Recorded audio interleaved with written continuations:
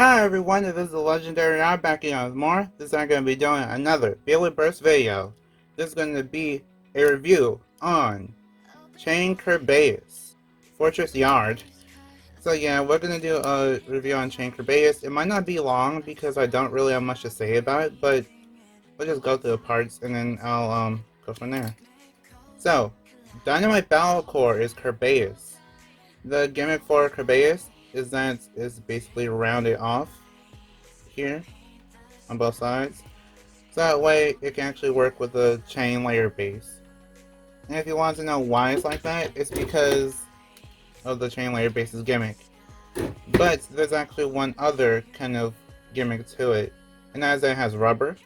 I'm not sure you can see it easily for this one, but there's actually rubber there, like in a pretty interesting red color.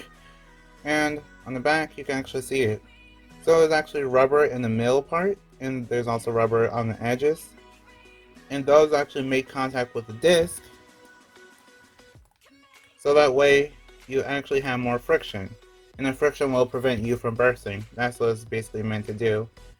For some reason with Kerbeus, I'm not sure if this is just my copy of it or what's going on, but for some reason Kerbeus is actually kind of easy to burst. I don't know why. It's like almost every battle that I do, it's always just really close to bursting in the end. So yeah, just keep that in mind. Also, it's rubber, so because of it being rubber, over time it might wear down, and whenever it does wear down, your burst resistance might go down too. So the blade is called Chain. Chain actually has a gimmick where for certain parts of the blade, they actually stick out, depending on whatever Dynamite Battle Core you're using. But the difference is that it only works with Kerbeus, basically. So whenever you have the Dynamite Battle Core, all the chains will pop out, all 6. And then whenever you use Kerbeus, they'll be freely moving. Just free. Yeah, they just rattle around. But yeah, the whole, I guess the whole gimmick of it is that they basically, since they're freely moving, whenever you hit a Beyblade, well, whenever a Beyblade hits you, it's supposed to kind of deflect, in a way. So yeah, I guess that's how it's supposed to be. It's supposed to be like a trap, so it just kind of ropes you in, like chains you in, pretty much. But yeah, it's a really interesting design. And by the way, this is the one from the Zest Achilles customized set. So yeah, that's why it's in black.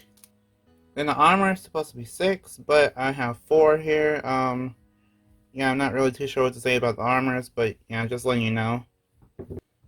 Here is the disc. The disc is called Fortress. Fortress is this is the very first time we've ever seen Fortress.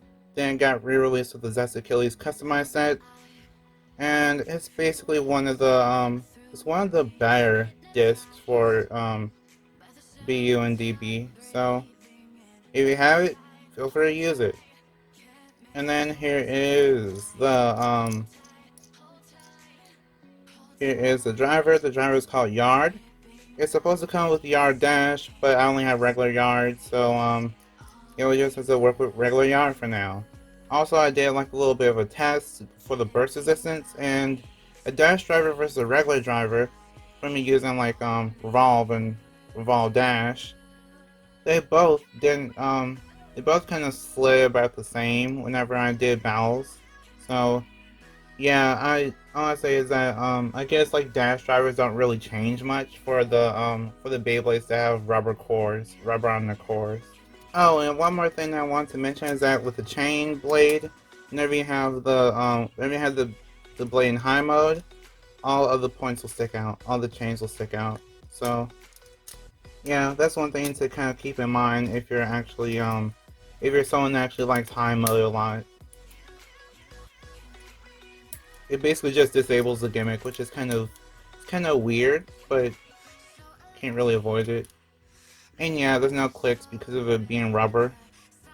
It basically has slopes, but then it has rubber in the center, which is actually really unique. I think only Roar Bahama is only other Beyblade with that gimmick. Anyway, let's do some test battles. Now it's time for the test battles. I'll be battling Chain Kerbeus against Excalibur,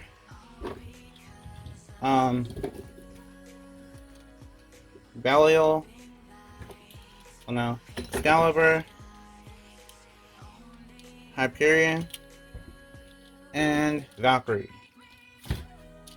So yeah, let's go. 3, 2, 1, go, shoot!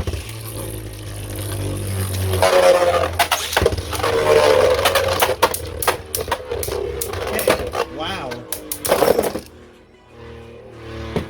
I was about to say, those are some huge hits from Excalibur, and they really were. They actually just burst in the pocket. Go shoot.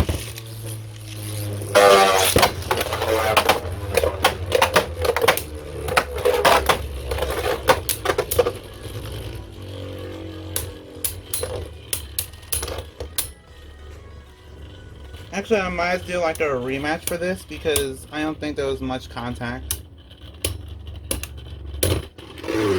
Yeah, Kerbeus wins that one. That's what I mean. Like, even without that much contact, it still was close to bursting. Go shoot.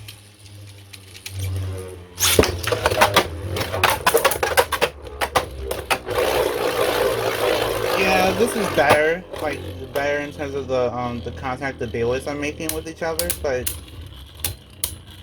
yeah. As you can tell, there's a little bit of recoil from Kerbeus. Kind of just deflects the attacks. Yeah, Kerbeus takes that round with a spin finish. And yeah, again, it's halfway to bursting. Go shoot.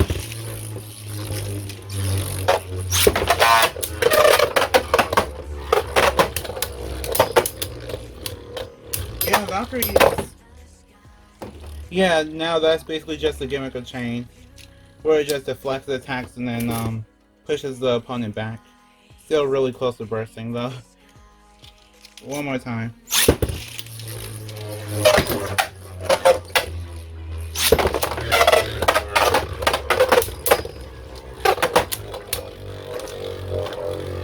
Yeah, Valkyrie is actually kind of I don't know. I think this is Valkyrie's fault for this whole battle being kind of weird.